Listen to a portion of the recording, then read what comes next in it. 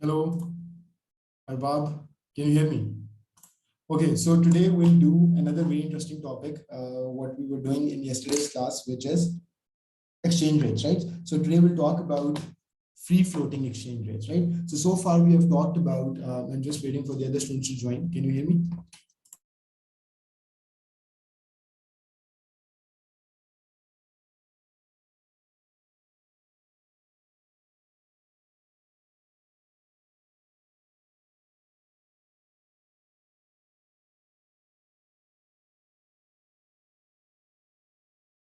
Oh, great. I'm just wondering why the other students haven't joined yet. Abdul Rahim is here. That's great.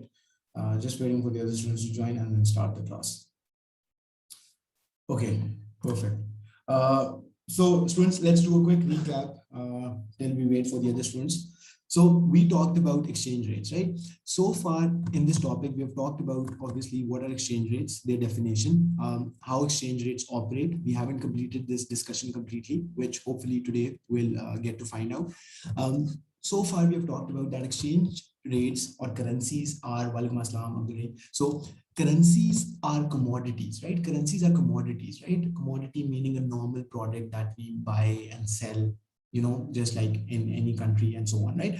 So the thing is that you need a foreign currency when you want to engage in a transaction with them, right? So when you want to engage in a transaction with a foreign country, that is when you need exchange rates, right? Otherwise, I mean, I don't care. I don't want to hold dollars, right? Sometimes people do care because they want to invest in a foreign currency because forex trading is what they do, which is basically foreign exchange trading. But otherwise, you don't really care about foreign currency. I don't care about pounds. I would not hold pounds because I'm not traveling to UK. Similarly, so on and so forth. However, every time I have to make a transaction with a foreign country, then I need to see what the rate is and exchange my currency in their currency, right? And so on. Okay. Now, the things that we have discussed so far is the definition, which is value of one currency in terms of another. So value of one currency in terms of another is your exchange rate, right? Is this making sense? In terms of another, right? So that's the simplest and the easiest definition of exchange rate, right? Now, moving on, walaikum assalam, Naiba, how are you? Right, in terms of another. Now, so far we've talked about in yesterday's class, we talked about what are the factors that affect the demand for currency and supply for currency.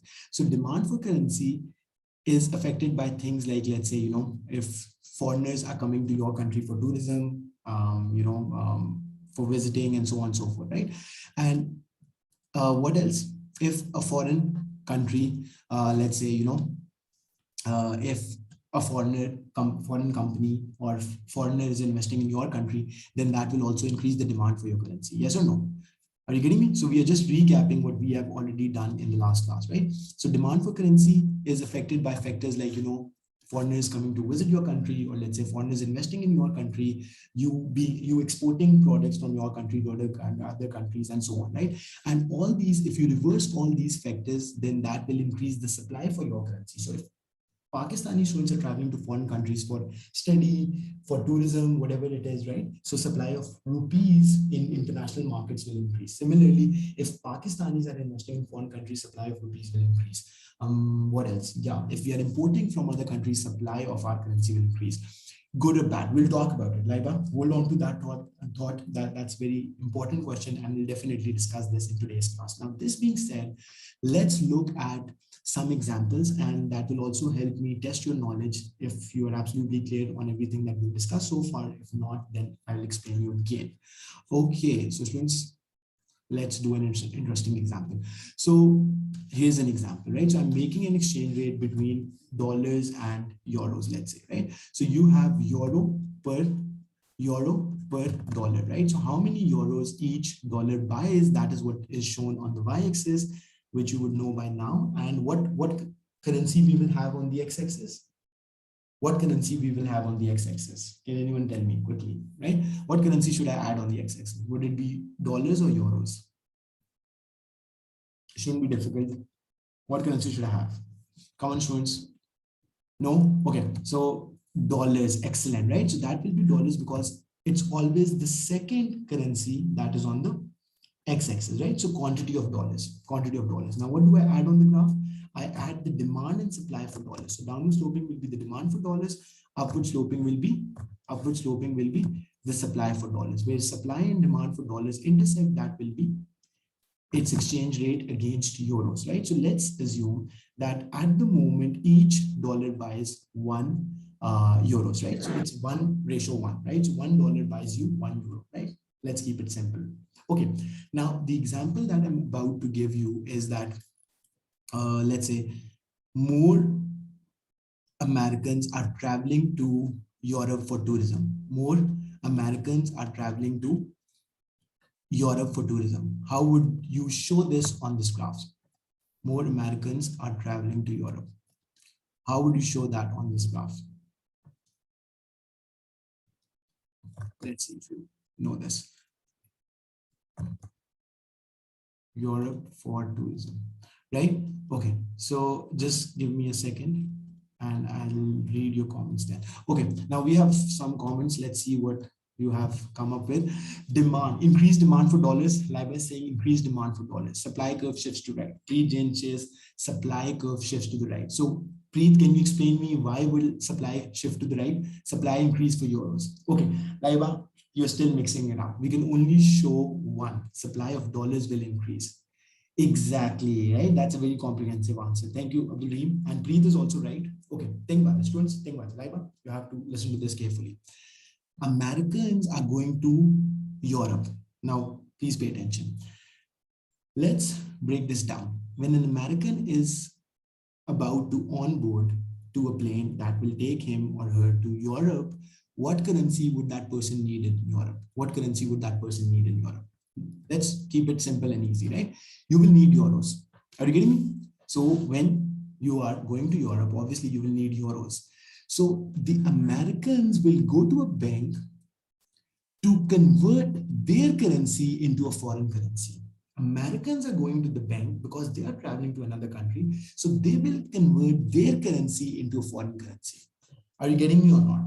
So what I said yesterday, the currency that you provide to the bank, the currency that you provide to a bank, that currencies, what will increase? The currency that you're supplying to a bank, that currency's demand will increase or supply will increase. The currency that you supply, that you provide to a bank, would its demand increase or supply increase? It's the currency that you provide to a bank, the currency that you give to a bank. Now that becomes available. Are you getting me or not? Now that currency supply increase. Very good, Preet. That currency supply increase. Are you getting me? So think about this. Supply means what? Think about this. Any currency that is lying in your pockets, that is lying in my pocket right now, you know, think about this. Everything is, you know, at a given equilibrium in the world right now. When I go to bank to convert rupees into dollars, then that moment I provide rupees which become available for international exchange markets. International exchange markets में आपकी currency available हो रही है, right? So that currency that you provide to a bank, that currency supply will increase, and the currency that you take from the bank, that currency is, being demanded. So the one that you were demanding from the bank that you bought in exchange of the currency that you provided, that currency is demand will increase. So in this case, it will be demand for euros and supply for dollars will increase and demand for euros will increase. How many of you are clear on this? How many of you are clear on this? If you're not, I'll explain you again. But I want everyone to say yes. If you are, if you're not, you can say no and I can explain you again, right? So we'll do one more example after this. Think about this. Okay. Now we are making, now let's proceed from here. Let's proceed from here and then we'll do another example after this. Laiba, is this making sense? Okay. Now what currency we are showing on this graph? You have analyzed the problem, you have written it down like this, and you know which currency supply is increasing, which currency's demand is increasing. So things are very clear so far. But what currency we are showing on the graph? What currency we are showing on the graph, on this graph, right? Don't hesitate to ask me if something is not clear. But yeah. Okay. So which currency we have shown on the graph?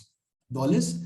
So it would only be the change in dollars that will show on this graph. It is, since we have quantity of dollars, which means that we are showing the demand supply for dollars. So we can't show euros on this graph.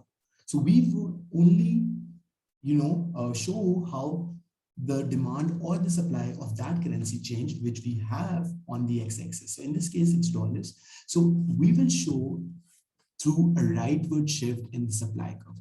Supply is increasing. How do we show increase in supply? How do we show increase in supply? Normal supply, right? We have done this a couple of times before in the price mechanism topic and so on and so forth, right? So supply for dollars is increasing. So the supply curve for dollars will shift to the right, which means that the new supply curve is this orange line over here, right? Yes or no, right? And the new equilibrium is lower than the previous equilibrium. The new equilibrium is lower than the previous equilibrium, which means, what do I write over here? Now, each dollar will buy less of euros. Each dollar will buy less euros because dollar has depreciated and euros, or to put it another way, dollars have depreciated against euros, or euros have become stronger, appreciated against dollars. How many of you are clear on this? How many of you are clear? Any confusion so far? Still, if there's any confusion, please ask me, right? Clear? Okay, great. Is everyone clear on this, right? So let's do one more example because I know a lot of students every year find this very confusing and I don't want to move on unless everyone is clear. So let's do one more example and then we'll move forward from it, right? Okay, now let's choose different set of currencies, right? This time let's choose, I don't know, pounds and let's say euros. Okay. So let's say,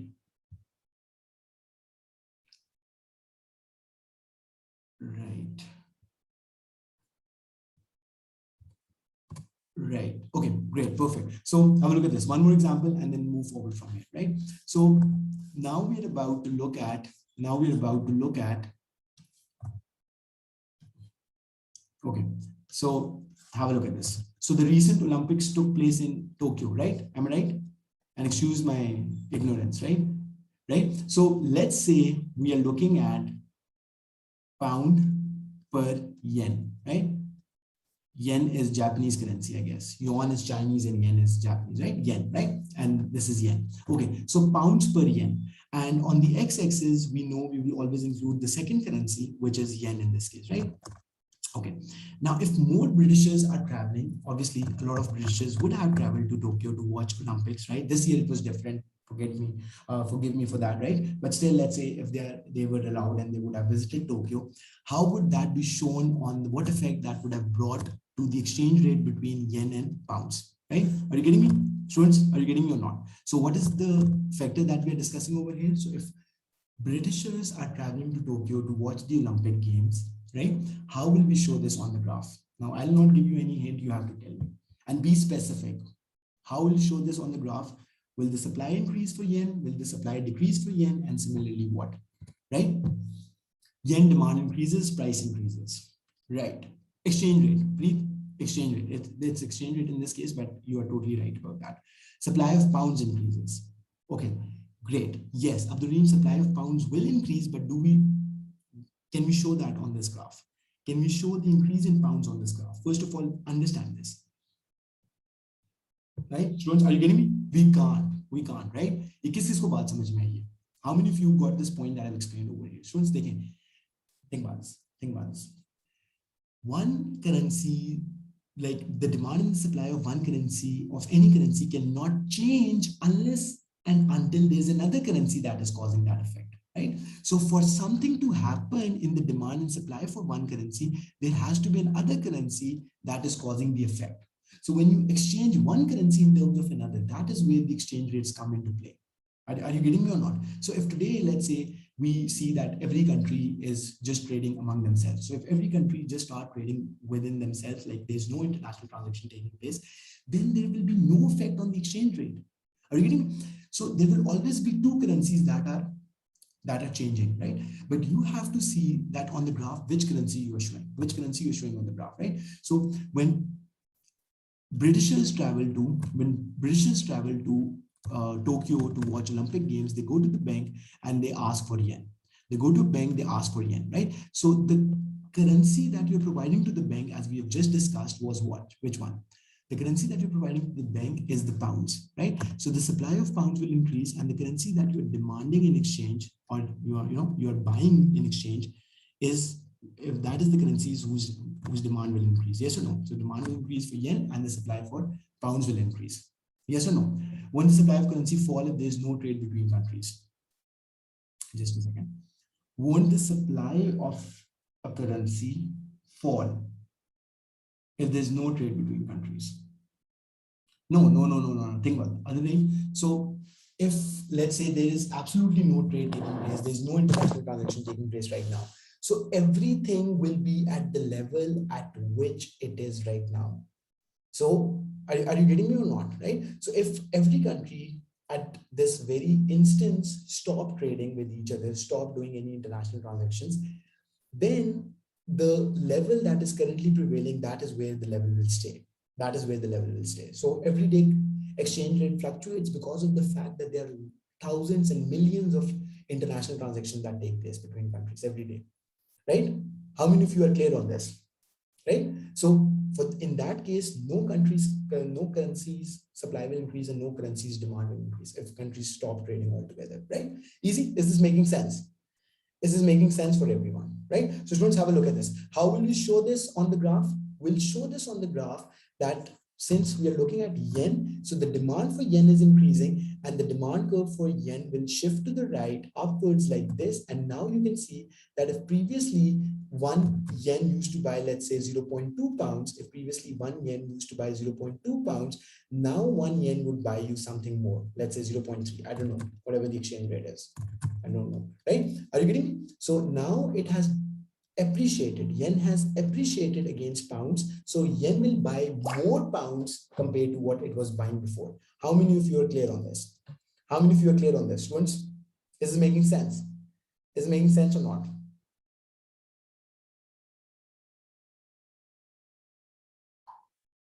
Okay.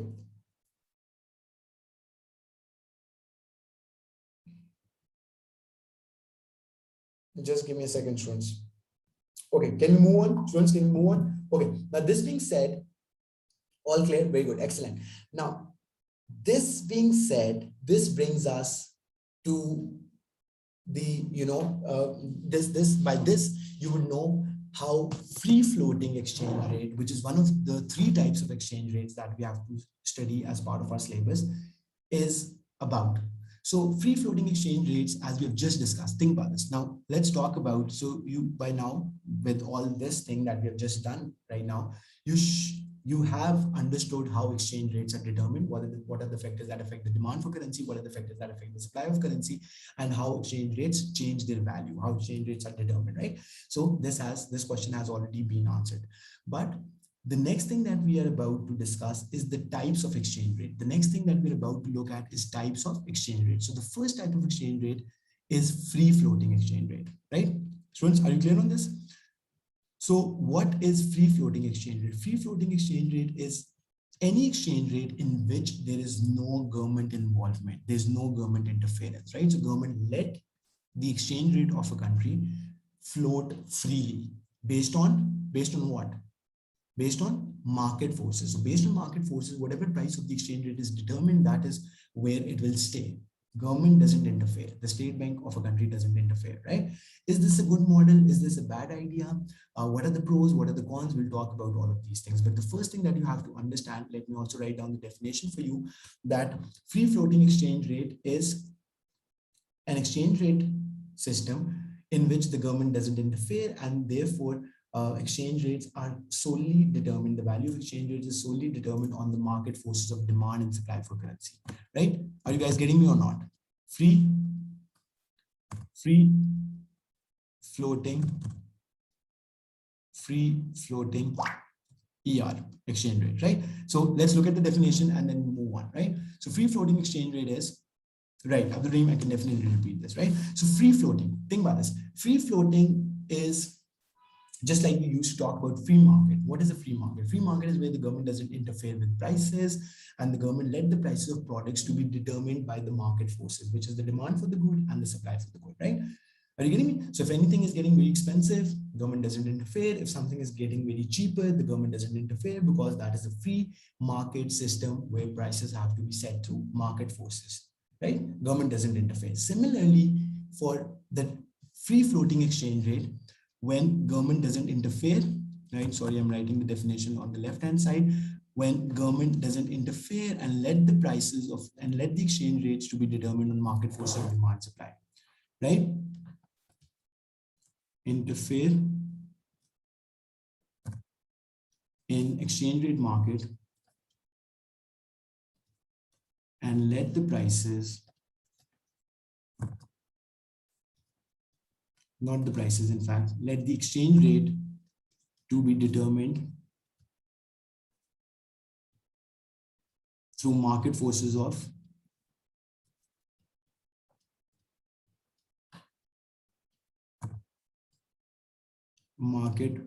currencies, demand and currency supply.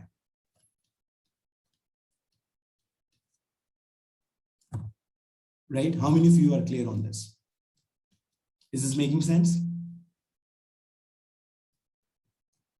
Right. Is it making sense, students? Right? So this is what defines free floating exchange rate, right? It's not present in real world. Okay, Abdurrahim, here's the thing. So free floating exchange rate, a lot of countries that claim to be free markets, right? A lot of countries which either claim or they actually are free markets. I'm not going in that debate, but those countries always choose free floating exchange rates. Are you getting me or not, right? And then think about this. So, and it's not that free float, like, there are some major advantages of free floating exchange rates. That's why a lot of countries choose to have free floating exchange rates. We'll come to in a bit, right? So as per the current government of Pakistan, right? So I don't know about other countries, that's why I will not comment, but as per the current government of Pakistan, it claims that our exchange rate is free floating. That's why we have seen so much of depreciation in rupees in the recent history, right? Whereas back in the day with the previous prime minister, we had more of managed exchange rate, right? And that is a little bad. Managed exchange rates and fixed exchange rates that we'll discuss in a bit, those are harmful for a country because they use your foreign currency reserves. What do they make use of? They use your foreign currency reserves. So it's not easy to manage your exchange rate at a certain position, right? It comes with some cost that we'll discuss in a bit. But how many of you are clear on this? How many of you can now say what the free floating exchange rates are? Are we doing it because of IMF? Right, we have to do that. Exactly, excellent, right? Exactly. So when you take loans from IMF, so there is certain arrangements that you have to fulfill, right? And IMF also ask you to make your exchange rates free floating and so on and so forth. How is it free? It's free because the government is not interfering. Government interfering, so if the exchange rate becomes stronger, which in our case doesn't, but if it's depreciating recently, right, and the government let it depreciate, so that's how it's free floating, right? So just see how much our exchange rate has depreciated against pounds, how much our exchange rate has depreciated against dollars and so on. I don't know about other currencies, but right? Are you getting me? Okay, so students, have a look at this. So Abdul Rahim, is this clear? Still, if there's any confusion, I'll be more than happy to answer. Okay, now students, free floating exchange rate is the one that we have just discussed. Now this is very important to understand. The free floating exchange rate is the one that we have just discussed, where we were looking at what will happen to the demand for currency, what will happen to the supply of currency. So whenever there is a free floating exchange rate question, so you know that based on the changes in the market forces of demand and supply, your exchange rate will change. Now moving on to a fixed exchange rate. Now this should be interesting, right? Fixed exchange rate. Fixed exchange rate means that the government sets a particular value of exchange rate, and government tries to maintain that all the time. Fixed exchange rate, right? Now, what is fixed exchange rate? Let's have a look at it, right? Today they injected dollars to stabilize it. Then they must have. Then it's not free. Technically, it's not free. So if I didn't came across this news, but if that is the case, that they have injected dollars to stabilize rupees, then that is not free floating. At the max, it would be managed exchange rate. Are you getting me? Because in free floating, the government doesn't bother at all what is happening with the exchange rates, right? Okay, great. Let's move on. So students, fixed exchange rate. We're talking about fixed exchange rate now. So as the word suggests, fixed means that you peg your exchange rate against another currency. So you peg. Peg is another word that you would see in your textbooks and you will see in past papers sometimes. Fixed exchange rate is also known as pegged exchange rate, and this is where you fix your exchange rate against a certain stronger currency of the world, right? And I'll give you an example for this and how this is done. So fixed exchange rate. Okay, now let's write down the definition first, and then we'll come to look at how this is done. Okay, so got it. This is when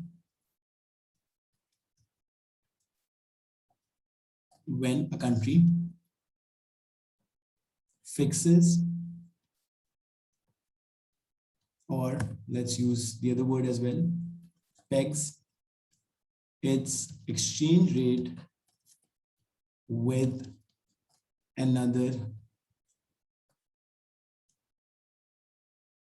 right? Or let's make it more easy to understand. This is when a country fixes / pegs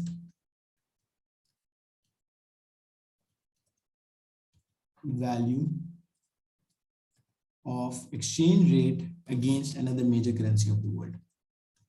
Against major currency, like I don't know if you guys know of this or not, but all these Gulf countries, at least UAE and Saudi Arabia, they have their currencies pegged against dollars, major currency of the world, right? So what that means is that no matter what, the exchange rate between UAE dirham and US dollars will not fluctuate. And if it does fluctuate, because obviously the market is operating and there will be some changes in the demand and supply for the currency, but their central bank intervenes and maintains that initial value that they wanted to maintain, right?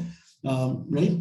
What is the other name of the fixed exchange rate? Pegged exchange rate, right? So Rohil, the other name of fixed exchange rate is pegged, right? Pegged exchange rate. That's another name for it, right? Is this clear? Okay, so how many of you got it clear? I mean, just the idea, because we haven't discussed how this is operated. So we are coming to that in a bit, but is this clear that what fixed exchange rate is? That is when the government fixes it against another major currency of the world at a certain value, right? So if today Pakistan wants to maintain a fixed exchange rate, let me give you an example that how will that operate. So if Pakistan says that our exchange rate should be $1 equals 100 rupees.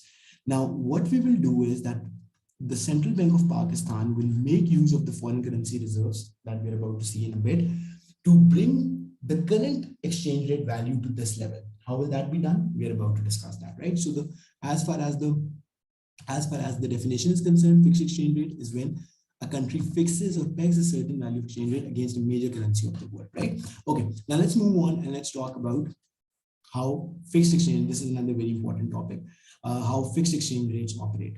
Okay, let's have a look at this. Okay, so just a second.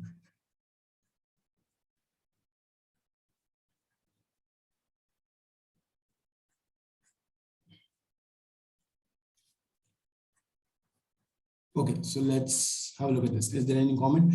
Can a country run out of foreign currency? It can, but that is where the IMF comes into play. It can, Rohil, but that is where the IMF comes into play. So we'll talk about that. Okay, now students, have a look at this. Have a look at this. So fixed exchange rate, we are about to see how fixed exchange rates are operated, right? So let's take the same example that we are taking, right? And let's say we are looking at the exchange rate between dollars and rupees. So how many dollars would each rupee buy? That is on the y-axis, dollar per rupee, and we will have quantity of Pakistani rupees on the x-axis, right? This is how it goes, right? Then what you need to add to the graph, you need to add a downward sloping demand curve for a currency, for this currency, which is rupees, and you need to add the supply curve, which is upward sloping like this, right? Is this simple? Is making sense, right? Where the two intersect, that will show you the current exchange rate, right? In this case, we calculated the other day, I don't know what the value was. It will be 1 over 165, because right now 165 rupees by $1. So whatever the answer is, that would be 0.006 or whatever, right? That will be your answer, 0.006. So let me write that. Can an economy like Pakistan, how it can control exchange rate? Mohammed Aslam, I'll explain that. Just give me a minute. I'll explain that, right? So the thing is, the current exchange rate between rupees and dollars is $0.006 per rupee. Is everyone clear on this? Is this making sense? Okay, now students, have a look at this. Let's say for some reasons, Pakistan exchange rate is constantly depreciating. Pakistan's exchange rate is constantly depreciating, or let's look at, let's say that initially when before this current government, our exchange rate between dollars and rupees was $1 was approximately equal to 100 rupees, right? So let's say this is that time that we're looking at. Now, everyone, please pay close attention. Only then you will be able to understand, right? So if you divide 1 over 100, so that gives you 0.01, I guess, right? If I did the maths correctly, right? So it should give you $0.01 per rupee. So 1 cent against every rupee, right? So this was what the initial exchange rate was. Now what happens? A straight line parallel to x-axis, a straight line parallel to x-axis shows the rate. Right, yes. I got you. Right, okay, think about this. Students. So this was the original exchange rate. Now what happens, let's say, obviously there's constant trade taking place between Pakistan and USA. So what happens if Pakistan imports a lot from USA? Quickly, who can tell me? If Pakistan imports a lot from USA, how would we show that on this graph? If Pakistan is importing a lot of things, I don't know, weapons, I don't know, whatever, right? Fuel or whatever, right? From USA. How would we show that on the graph? Can anyone tell me quickly? How would we show Pakistan importing from USA? Supply will shift to the right, as simple as that. Excellent, right? That's what I was waiting for, right? So supply will shift to the right, because think about this. Every time we import, we know this, right? Every time a country imports, its supply curve increases, because you are basically giving your currency to buy the foreign currency from where you are importing the goods, right? So this means our exchange rate depreciated, you know the terminology by now, right? So appreciation is when a currency is becoming stronger against another currency, that is appreciation. So if you're not clear with the spelling, so let's write it down. So appreciation is when your currency is becoming stronger against another currency, and depreciation is the opposite, where your currencies or whatever one of the two currencies is becoming weaker against another currency, right? So when this happened, that Pakistan started importing more from USA, then our exchange rate became, let's say, weaker, and it was 0.006 per rupee. Is everyone clear on this, right? Right? Is this making sense, students? Okay, now how will the fixed exchange rate operate? Now, what Abdul Rahim was saying, now students, please pay attention. So the government wants to maintain the exchange rate at this level, no matter what happens in the international markets. The government wants to maintain the exchange rate at this level, which is basically $1 equals 100 rupees, right? This is the level that Pakistani government wants to maintain, right? Is everyone clear on this, right? Okay, now, Aslam, have a look at this. Now, what will the government do, right? The State Bank of Pakistan, which is Pakistan's central bank, always have the foreign currency reserve. Sometimes we run out of it, right? But that's a thing for, we will discuss it in a bit. For now, let's assume that we have foreign currency reserves lying in our bank, in our central bank. So the central bank will sell dollars to buy rupees. Are you seeing what's happening over here? Let me repeat this. So to bring the exchange rate value down from this back up again to the level that you wanted to maintain, the central bank of that country, which is State Bank of Pakistan in this case, will sell dollars from its reserves to buy rupees. How many of you are getting me over here? Do you want me to repeat again, right? So you sell dollars, you release the quantity of dollars that you have in your foreign currency reserves to buy rupees because you artificially want to increase the demand for rupees. Because only when that happens, your demand for rupees will increase, which means, have a look at this. I'm trying to get the perfect fit. Yes. Right? So when that happens, the demand for rupees will increase from D1 to D2, and you can see that the new demand curve over here, let's get rid of this, right? The new demand curve and the new supply curve are intersecting at the level that you can see over here. This is the new demand curve and this is the new supply curve. So they're intersecting at this point, and the exchange rate comes back to the original level where you wanted it to maintain. So supply to dollars to demand rupees. Exactly, well, that's how it has done. Yeah. Abdul, okay, great. Think about this. Now let's look at the basics. Let's look at the basic students, right? So if you understand this, which you hopefully will, right, then you will completely understand how fixed exchange rates operate. Now, every country in the world has foreign currency reserves, or at least reserves of the important currencies in the world, right? So dollar is obviously very important currency, pounds is very important, and so on and so forth, right? So what we will do is, there are two ways of basically, so either the demand for your currency can increase naturally, Rohit, either the demand for your currency can increase naturally, or you can artificially increase the demand. Because what happens when the demand for any currency increases, just like we have discussed so far, that it will appreciate. The currency will appreciate if its demand increases for any reason. Either it can increase naturally because of the international transactions that are taking place. Let's say we are exporting more, or let's say there's more tourism happening in Pakistan, or let's say more companies are investing in Pakistan, and so on. If that doesn't happen, another way out of this is to artificially increase the demand for your currency. And then what happens, that the central bank of that country, which is State Bank of Pakistan in this case, will sell foreign currency reserves, sell dollars, right, to demand rupees, to buy rupees against that. Sell dollars and buy rupees. So when you buy rupees, how would we show that on this graph? So we have quantity of rupees on this graph. So the demand for rupees will increase again artificially, because this is what the central bank is doing, and that is not happening naturally. But with that change taking place, the demand curve will shift to the right, and now the new supply and demand curves are intersecting at the level which was your original level that you wanted to maintain. Can you see this pink line? So that is how the exchange rates are restored, how the value of the exchange rate is restored. Who will central bank supply sell? To the markets. That's a very good question. That's a very good question. I totally get what the confusion is, where the confusion is coming from, Ruhail. That's a very good question. So Ruhail asked, who will the central bank sell dollars to? Obviously, if no one is interested in buying, who will the central bank sell it to? So these are international currency markets. International currency markets, so you can think about this as, so the ultimate organization, at the top of the hierarchy would be IMF, International Monetary Fund, and then you have the central banks of different countries and so on. So it's a complete market, right? Because there's always international trade taking place. So there's always, on the other side, there is market to buy it from you.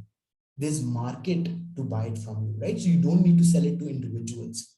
Are you getting me right? So there's a complete market. So other central banks might be interested in buying dollars, because think about this, dollars is a kind of precious currency, right? So any country would be interested in buying that. I don't know, China might be interested, any other country might be interested, right? Or even if not, you can sell it on the international exchange market, right? When that happens, your exchange rate comes back to the original level. How many of you are absolutely clear on what happened over here, right? Now let's look at a reverse example. Now, one thing I want to say over here before we proceed, that on an exam, on an exam, if the question says explain with the help of a diagram, right? If the essay question says explain with the help of a diagram, only then you are supposed to make a diagram, because there will be marks reserved for it. But if the question doesn't say, it just says that explain what happens on the exchange rate market when X and Y, Z, D things happens, then you can just explain it in your own words. If you want to make a diagram, that would be better. Even if you don't want to make the diagram, that's perfectly fine. How many of you got me over here? Right? right? Is this making sense? But obviously, ideally, if you can make accurate diagrams on an exam, you'll get some credit for that, right?